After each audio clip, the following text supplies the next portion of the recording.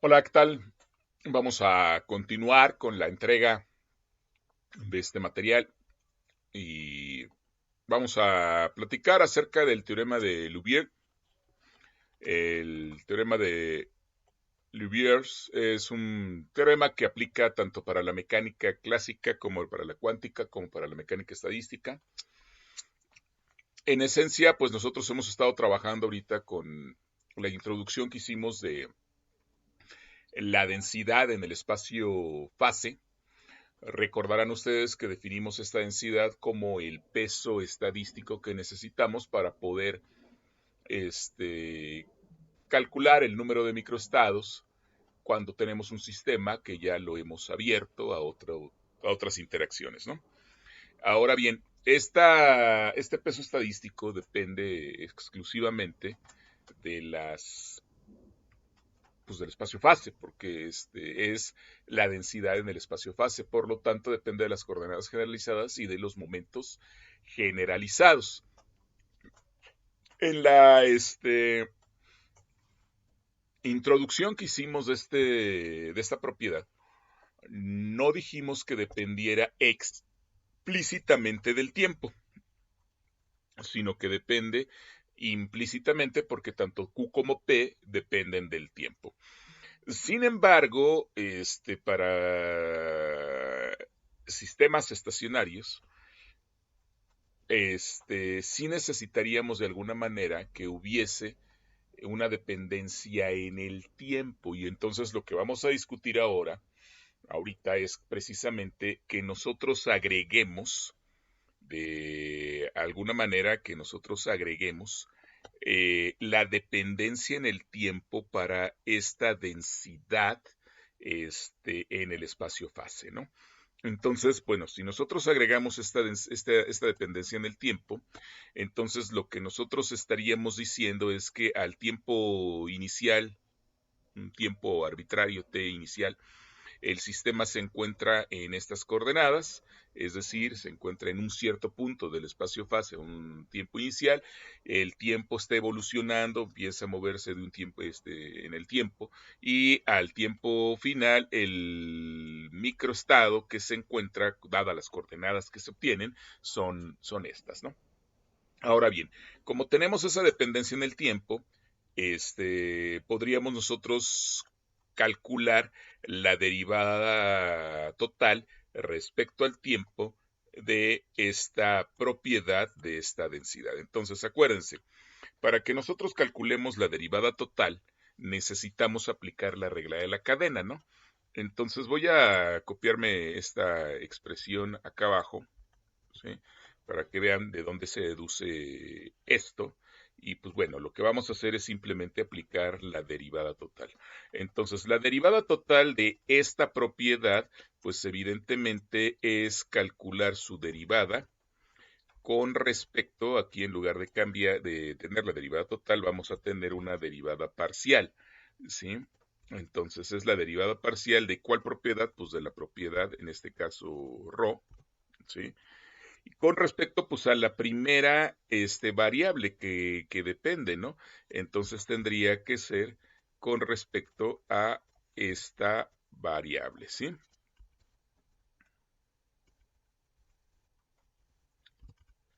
Ahí tendríamos nuestra primera. Voy a borrarme esto para que no piensen que pues ahí se va a quedar, simplemente lo estaba ocupando. Entonces tenemos nuestra derivada, la derivada de la propiedad, en este caso de la densidad en el espacio fase, con respecto a su primera variable, que en este caso es Q. Ahora, como estoy calculando la derivada total, pues entonces tendría yo que calcular ahora aquí la derivada de Q con respecto al tiempo. Y nosotros sabemos que la derivada de Q con respecto al tiempo, pues no es otra cosa que ¿quién? Que Q, Q punto, ¿no? Entonces, eso es lo que tendríamos. Luego, tendríamos que poner un signo más, estamos aplicando la regla de la cadena, y entonces tendría que ser justamente el siguiente término, que es la derivada o la parcial de ρ, pero ahora con respecto a la segunda variable, que en este caso es t, y luego derivar con respecto al tiempo, en este caso p, que me daría p punto, ¿verdad? Y luego tendría yo que sumar la siguiente parcial, que sería la parcial, ¿sí? ¿Con respecto a quién? Pues con respecto al tiempo, ¿no? ¿Sí? Con respecto al tiempo por la derivada de quién. Pues la derivada de t con respecto al tiempo, la derivada total, que eso me daría un 1, ¿no? Aquí tendría yo que poner pues un 1 porque estoy calculando ahí una derivada, pero pues ya no la ponemos porque sabemos que pues 1 por lo que sea, pues sigue siendo lo que sea, ¿no? Muy bien, ahí lo tenemos, ¿no? Ahora, si recordamos las ecuaciones canónicas de movimiento, al recordar las ecuaciones canónicas de movimiento, nosotros, voy a quitarle el número a esta ecuación porque esta ecuación no corresponde a ese número, para que no haya problemas si después, si después la nombramos, en algún caso de las otras ecuaciones que ya tenemos por abajo, ¿no? Ok, muy bien, ahí lo tenemos, ¿no? Entonces, evidentemente, este término que aparece aquí, pues es este término que aparece aquí. Aquí es la parcial de ρ con respecto a t, y esta es la parcial de ρ, aunque ahí estamos poniendo toda la dependencia con respecto a t. Entonces, este término y este término son el mismo, ¿verdad? Ahora, recordando las ecuaciones canónicas de movimiento, pues entonces nada más me lo voy a copiar acá para que lo pueda escribir, ¿sí? Entonces, esta cosa de aquí, que sería Q punto, nosotros sabemos que es la parcial de H con respecto a Q, ¿sí? Y P punto sabemos nosotros que es precisamente la parcial de H con respecto a P, pero hay un signo negativo, ¿no? Que es precisamente la ecuación de movimiento, ¿no? Entonces, cuando nosotros observamos esto, fíjense que podemos ver aquí esta expresión, ¿sí? Y esto nos permite verlo de esa manera. Y entonces, ¿qué es lo que tenemos aquí? Es con respecto a P, me parece, ¿no? Es Q puntos y con respecto a P, y aquí es con respecto a Q, ¿sí? Correcto, entonces, así lo tenemos, ¿no? Entonces, lo que hemos hecho simplemente, pues, es ocupar las ecuaciones canónicas de movimiento que aparecen aquí para calcular las P puntos, ¿sí? Entonces, ahora sí, esto que tenemos aquí, pues, lo podemos identificar precisamente ¿con quién? Lo podemos identificar con el, paréntesis de Poisson. Entonces, de aquí a acá, pues, simplemente lo que hacemos es identificar esto con el paréntesis de Poisson. Claro que aquí en la expresión 1.11 lo escribimos primero la parcial y luego el paréntesis de Poisson, ¿no? Entonces, muy bien, así es la manera como llegamos a esta expresión, ¿no? Ahora dice, si consideramos un volumen en el espacio fase, acuérdense que, pues bueno, habíamos definido por ahí W como el volumen. Dice, cada punto del espacio fase de este elemento de volumen se puede suponer que es el punto de partida de una trayectoria en el espacio fase, ¿sí? Cada punto del espacio fase de ese elemento de volumen se supone que es el punto de partida de una trayectoria en ese espacio fase, ¿sí? Ahora, las trayectorias, dice, notemos que las trayectorias son permitidas a cruzar si ellas no son idénticas, ¿no? Vamos a tratar de entender un poquito más adelante esto, ¿no? Ahora, durante el tiempo, todos los sistemas, como esquemáticamente se indica en la figura 6.3, pueden moverse a diferentes puntos del espacio fase, mapeando el elemento de volumen W al tiempo T a otro elemento W' a un tiempo P'. T', ¿no? Entonces, en esencia, lo que está ocurriendo es que yo tengo el elemento de volumen, que sería este elemento que hemos pintado aquí en color azul. Ese es un elemento de volumen que tenemos al tiempo t igual a 0 en el espacio fase. Y entonces lo que hacemos al evolucionar el sistema es que este punto pasa a un punto de otro elemento de volumen dado en omega prima, ¿sí? Estos dos elementos de volumen son elementos de volumen que están en el espacio fase, pero están dados a distintos tiempos, ¿no? Entonces, eso es lo que me está diciendo, ¿no? Entonces dice, se está mapeando cuando pasa. O sea, debe haber alguna forma en que asignemos de este punto a este punto en los dos distintos elementos de volumen, ¿no? Sí, y obviamente esto está a un tiempo posterior, ¿no? Dice ahora, en este proceso no se pierden ni se ganan puntos, o sea, evidentemente no son los mismos espacios, ¿por qué no son los mismos espacios fases? O más bien no son los mismos elementos de volumen del espacio fase porque evolucionó el sistema en el tiempo. El sistema ha evolucionado, no son las mismas variables. Y entonces esto sería el equivalente como encontrarnos en otro microestado, ¿no? ¿Sí? Bien, ahora, en este proceso no se pierden ni ganan puntos, son los mismos puntos. Y el mapeo puede, sin embargo, ser interpretado como un flujo en un fluido incompresible fuera de fuentes o sumideros, ¿no? Es decir, acuérdense que cuando tenemos una fuente de algún fluido, simplemente ustedes, digo, el ejemplo más natural que pueden tener es justamente su lavabo y la llave, ¿verdad? Entonces, cuando ustedes abren la llave, ¿qué es lo que ocurre? Lo que ocurre es que hay un flujo, que es el flujo del agua, que empieza a caer, ¿sí? Entonces, ¿quién es la fuente? La llave. ¿Quién es el sumidero? Pues el lavabo, el agujero del lavabo, por donde se va el agua, ¿no? Entonces, ahora, hay un flujo del agua que está corriendo desde donde nos la envían, desde el Cutzamala, por las bombas, le están bombeando y llega hasta nuestra llave. Al abrir la llave hay una fuente que permite el flujo, pero ahí tenemos dos casos, un caso, el caso de una fuente de agua y el caso de un sumidero, que en este caso es el lavabo, ¿no? Ahora bien, aquí precisamente entre el paso de lo que ocurre en el espacio fase, en el volumen que hemos generado en el espacio fase a un cierto tiempo, y lo que ocurre en el volumen que generamos en el espacio fase a otro cierto tiempo, hay una evolución temporal del sistema. Ahora bien, esta evolución temporal del sistema, como lo puede observar aquí, se ve que hay un flujo, las líneas, las rectas, las curvas que están indicadas aquí, son parte de ese flujo, pero en realidad no hay alguien que sea una fuente del sistema, sino solamente es la misma dinámica propia del sistema. Uh-huh. Ni tampoco hay un sumidero que obligue de alguna manera al sistema a irse para ese lado, ¿no? Entonces, por eso decimos, no hay fuentes ni sumidero, pero sí podemos interpretar el hecho de hacer el mapeo de este elemento de volumen a este otro elemento de volumen, sí lo podemos interpretar como si hubiese algún flujo que estuviese saliendo de ese elemento de volumen y trasladándose al otro elemento de volumen, ¿no?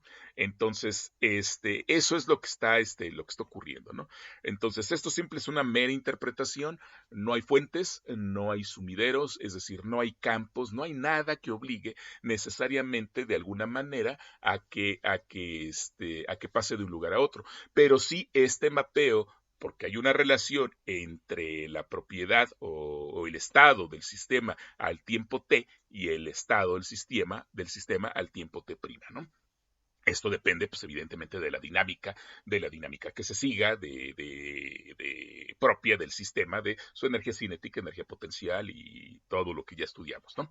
Bueno, muy bien. Ahora, entonces, es como si fuera ese fluido incompresible, ¿no?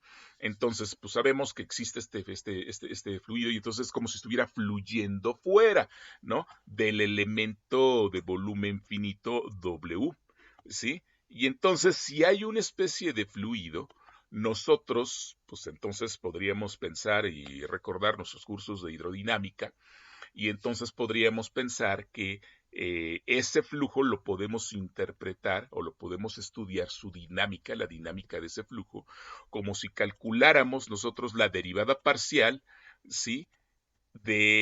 En el tiempo estamos calculando el cambio, pero que ocurre dentro de todo ¿qué? De todo el volumen de la densidad en el espacio fase, ¿sí? Esto es en realidad, acuérdense, un integral de volumen, porque hemos definido omega como nuestro volumen y vamos a integrar sobre todo el volumen. Entonces es precisamente que me interesaría saber qué es lo que está pasando, así como cuando hacemos un integral de Gauss, ¿no? Y tenemos la esfera y queremos saber qué pasa punto a punto de cómo fluye el campo eléctrico alrededor de esa superficie gaussiana. Bien, sin embargo, pues lo que nosotros sabemos es que tenemos nosotros un integral de superficie porque está fluyendo a través de la superficie, ¿no? Y entonces aquí tenemos nosotros esta integral sigma, acuérdense que es la superficie de ese volumen, este es un integral de superficie, y tenemos aquí la densidad, ¿sí? Y evidentemente va multiplicada esa densidad por la velocidad del flujo, que sería la velocidad del flujo. Y este vector que aparece aquí es un vector normal, evidentemente que es normal a la superficie, ¿no? Entonces el signo que aparece aquí, este signo está asociado al vector normal. Este vector normal es un vector normal y es unitario además, ¿no? Entonces, simplemente pues ahí está, y ahí aparece y lo ponemos así, de esta manera, por el flujo que está ocurriendo, ¿no? Entonces, muy bien, esta es la manera de estudiar de alguna forma en hidrodinámica, en electromagnetismo. En realidad esto pues es el teorema de Gauss, lo podríamos nosotros aplicar, ¿no? Tenemos un integral de superficie, tenemos un integral de volumen. Ahora, ciertamente lo que vamos a hacer es aplicar aquí en este integral de superficie, en lugar de aplicar el teorema de Gauss para reducirlo, ¿no? Lo que vamos a hacer es para ampliarlo, ¿no? Entonces, por el teorema de Gauss, ¿sí? Aquí está ya la interpretación de B. Evidentemente, esta velocidad del flujo, esta velocidad que aparece aquí, está determinada en términos de quién, justamente, pues de las derivadas con respecto al tiempo de las propiedades generalizadas, ¿no? Entonces, ahora, lo que nosotros sabemos es que podemos pasar este integral de superficie a un integral de volumen a través del teorema de Gauss. Y el teorema de Gauss me dice, bueno, tú tienes aquí un producto punto de un integral de superficie y esto tiene que ser exactamente igual a una integral de volumen en donde ya no ocupes precisamente el producto punto de estos dos vectores, sino que lo que vas a ocupar es justamente la divergencia, ¿no? Y al ocupar la divergencia, pues entonces vas a tomar la divergencia del primer vector. Entonces, esto es lo que hacemos. Si ustedes se dan cuenta, estamos aquí aplicando esta integral de superficie, la extendemos una integral de volumen por el teorema de Gauss y entonces precisamente el signo negativo que hemos introducido ahí nos permite pasarla del otro lado para que pase con signo positivo y entonces la podamos agrupar dentro de una integral de volumen. Ahora ya tengo una integral de volumen donde el primer término, desde luego, ocurre precisamente por la derivada. Aquí estoy metiendo la derivada. ¿De quién? Pues de ρ, que es justamente lo que yo tengo aquí, la derivada de ρ, y luego tengo el término de la divergencia, que corresponde precisamente al hacer el cambio de la aplicación del teorema de Gauss en este término que está aquí, porque estoy considerando un flujo al pasar de este estado en este elemento de volumen a este otro estado a un tiempo posterior en el segundo elemento de volumen, ¿no? Entonces ahí ya lo tenemos. Y hoy lo que estamos diciendo es que precisamente esto tendría que ser cero porque estamos despejando este término, ¿no?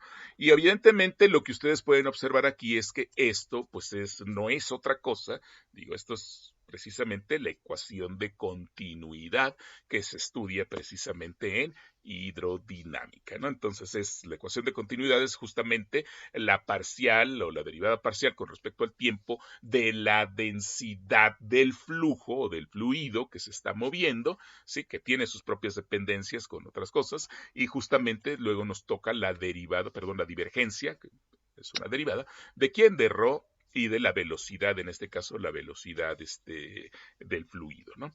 Y entonces, para ciertas cosas o para fluidos, en un régimen estacionario, pues entonces decimos que esto vale cero, ¿no?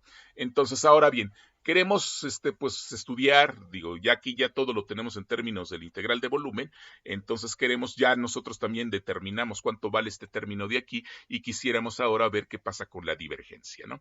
La divergencia, acuérdense que tenemos 3n coordenadas, para las coordenadas generalizadas, y entonces pues no nos queda otra cosa que hacer una suma sobre este asunto, ¿no? Entonces vamos a calcular la divergencia sería la parcial con respecto a Q de cada una de las coordenadas generalizadas, ¿sí? Porque aquí es donde aparece justamente quién, pues la velocidad del flujo, ¿no? Entonces tendríamos nosotros de alguna manera que volver a calcular aquí la regla de la cadena, ¿no? Entonces calculamos la parcial respecto a este término que aparece aquí, más la parcial respecto a este término que aparece acá, porque en estos casos, en ambos, aparecen aquí la velocidad, ¿no? Entonces eso es lo que estamos haciendo al calcular aquí la divergencia del término que aparece en esta expresión, ¿no? Entonces dice, dado que el espacio fase tiene 3n coordenadas, son 3n momentos generalizados en el conjunto, entonces a lo largo de la trayectoria del espacio fase la ecuación de continuidad siempre se va a cumplir. Quiere decir que esta expresión pues siempre tendría que ser evidentemente cero, ¿no?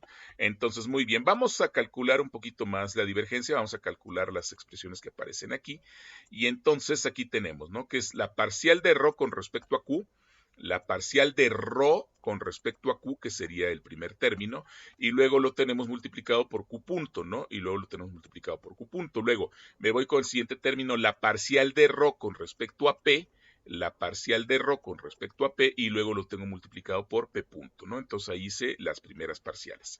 Luego voy a mantener constante ρ, y el siguiente término, si mantengo constante ρ, debiera ser la parcial de Q punto con respecto a Q, la parcial de Q punto con respecto a Q, manteniendo ρ constante, y en el siguiente término vuelvo a mantener a ρ constante, que la tomo como factor común, y calculo la parcial de P punto con respecto a P, la parcial de P punto con respecto a P. Y entonces ahí tenemos ya nuestra expresión, ¿no? ¿Sí? Entonces, ahí está, perfecto. Ya lo tenemos. Ahora, esta Q punto, pues yo la puedo ver como hice anteriormente, ponerla en términos de las ecuaciones canónicas de movimiento, ¿no? Entonces yo sé que Q punto es la parcial de H con respecto a P, la sustituyo y simplemente la pongo allí. Y lo mismo pasa con PI. Y PI, ¿quién es? Pues es la parcial de H con respecto a Q, son las conjugadas, y con un signo negativo, que es lo que hicimos anteriormente cuando vimos el desarrollo de esto, ¿no? Que fue justo lo que hicimos en estos dos términos, ¿no? Entonces, ahí está. Entonces, no hemos hecho nada más que simplemente sustituir Q punto, P punto, y lo mismo hacemos aquí, Q punto y P punto lo sustituimos aquí, y ahí tenemos los términos, ¿no?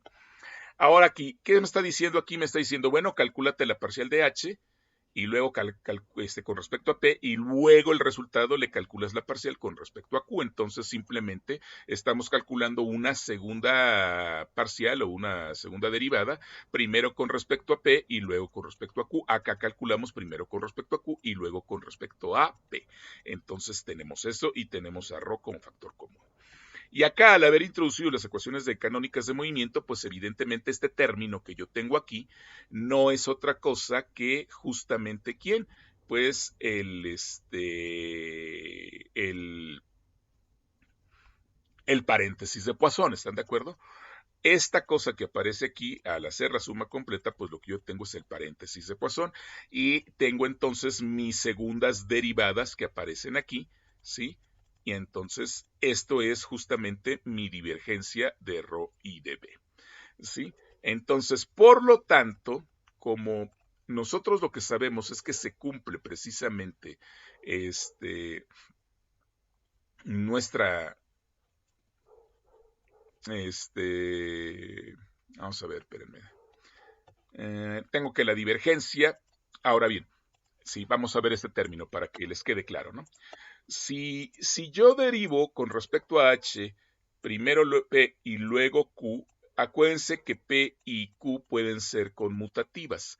Entonces, evidentemente, yo lo que puedo hacer aquí es cambiar el orden de las derivadas. Puedo hacer la conmutación en las derivadas y esto equivaldría a derivar primero a P, H primero a P y después derivarlo con respecto a Q.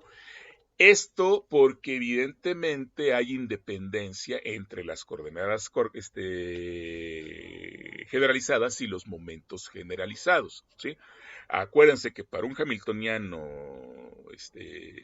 normal, pensando, ¿no?, en un hamiltoniano independiente del tiempo, ¿qué es lo que ocurre? Pues que la parte de la dependencia en las coordenadas se encuentra en la energía potencial y la parte de las coordenadas de los momentos generalizados se encuentra en la energía cinética. Por lo tanto, este término que está aquí, pues es un cero, ¿sí? Porque lo que me da de resultado aquí es exactamente lo que me da de resultado aquí. ¿Para quién? Para las 3n coordenadas. Por lo tanto, eso es un cero que multiplica ρ y entonces, pues yo puedo ya concluir que efectivamente este término nada más corresponde ¿a quién? A el paréntesis de Poisson. Si eso es cierto, entonces pues yo lo que puedo escribir es que precisamente mi ecuación que yo tengo aquí es que la parcial con respecto a ρ más la divergencia de ρ por b es exactamente igual a la parcial con respecto a ρ más el paréntesis de Poisson de ρ con h y esto efectivamente sería 0.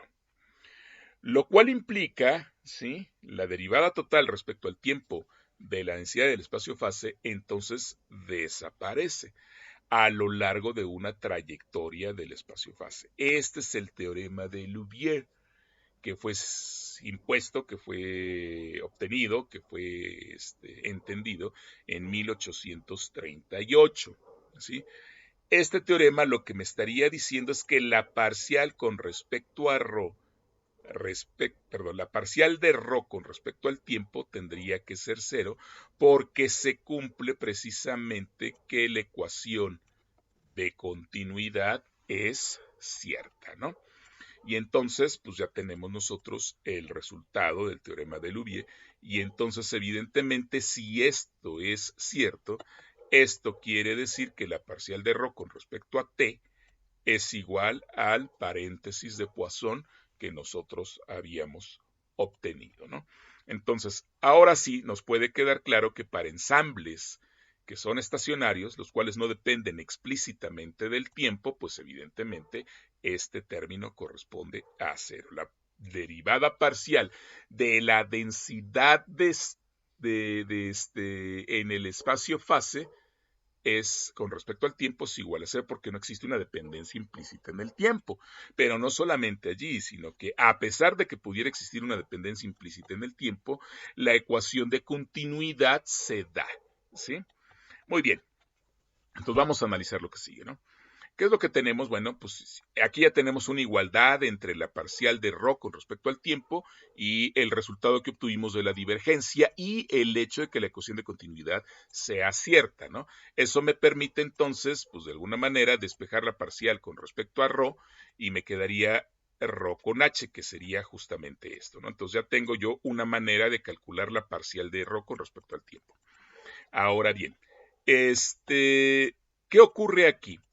Pues aquí ocurre que también, de alguna manera, si son independientes las Qs y las Ps, pues también de alguna manera podría ocurrir, ¿sí?, que yo pueda intercambiar los órdenes en las derivadas y lo que yo tendría precisamente sería, si intercambio el orden en una de ellas, pues evidentemente lo que yo tendría es que esto también me tendría que dar 0, por lo tanto la parcial de ρ me da 0. Pero vamos a ver qué pasa, ¿no?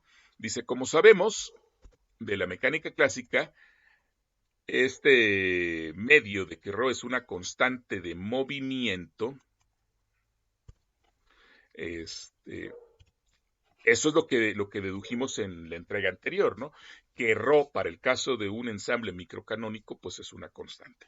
Y depende únicamente, entonces ρ debe depender únicamente de cantidades conservativas, ¿no?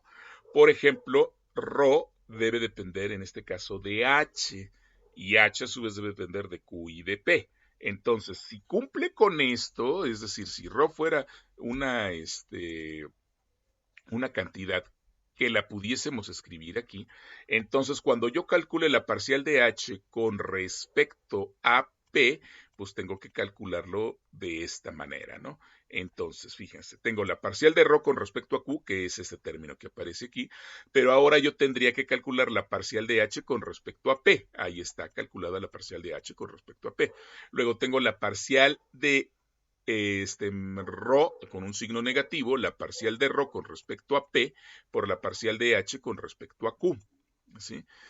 Y por otro lado, yo también tendría de alguna manera, ¿sí?, la parcial de Rho con respecto a H por la parcial de H con respecto a Q y la parcial de H con respecto a P.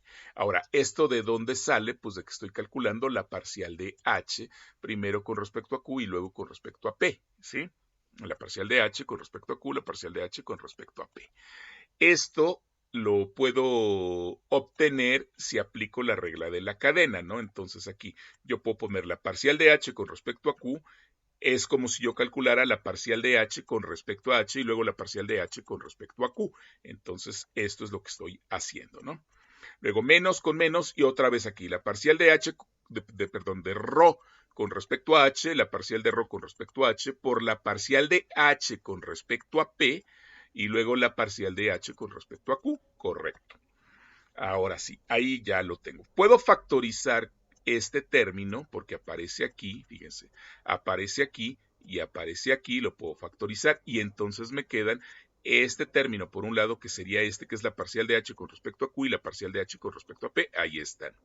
Y luego este término que aparece aquí que es la parcial de H con respecto a P que corresponde a este término y luego la parcial de H con respecto a Q que corresponde a este término, ¿sí? Y evidentemente cuando yo hago esto, pues ya es bien claro porque ya puedo yo intercambiar aquí, no hay problema porque ya este es un valor, este es otro valor y este valor corresponde al mismo valor que yo tengo aquí y este valor corresponde al mismo valor que yo tengo aquí. Y cuando yo calculo esta multiplicación y esta multiplicación que tengo acá son exactamente iguales, por lo tanto, este término que aparece aquí es 0, por lo tanto 0 multiplicado por esto es 0 y por lo tanto deduzco que el paréntesis de Poisson es 0 cuando existe precisamente esta dependencia en Rho, ¿sí? Cuando evidentemente Rho es una constante de movimiento, ¿verdad? Y entonces pueden ustedes darse cuenta de que, pues precisamente este teorema de Liouville, pues entonces en realidad lo que me está diciendo es que yo puedo tener estados estacionarios y en donde los promedios en el ensamble, a pesar de que haya una cierta dinámica del ensamble, pueden darme las propiedades correctas de el observable físico que yo estoy calculando. Entonces, este teorema de Liouville de alguna manera me garantiza que los promedios en los ensambles son correspondientes a las propiedades termodinámicas que nosotros estamos buscando. Esta es la esencia del teorema de Liouville y por eso es importante pues que lo podamos entender. Entonces, creo que queda bastante claro de cómo se construye el proceso porque está moviéndose la dinámica del sistema se está moviendo, pero podemos construir una esfera en ese espacio-fase y podemos pensar en una esfera en el mismo espacio-fase, pero en un tiempo distinto y podemos suponer que el cambio que movimos del sistema de una esfera a la otra esfera ocurre precisamente como un flujo de algo en donde no hay fuentes ni sumideros, es evidentemente el sistema el que está fluyendo y en ese flujo la ecuación de continuidad es cierta y por lo tanto podemos hablar de que existe, a pesar de que haya dependencia en el tiempo en la densidad de estados, el teorema de Liouville es correcto y entonces me garantiza que la propiedad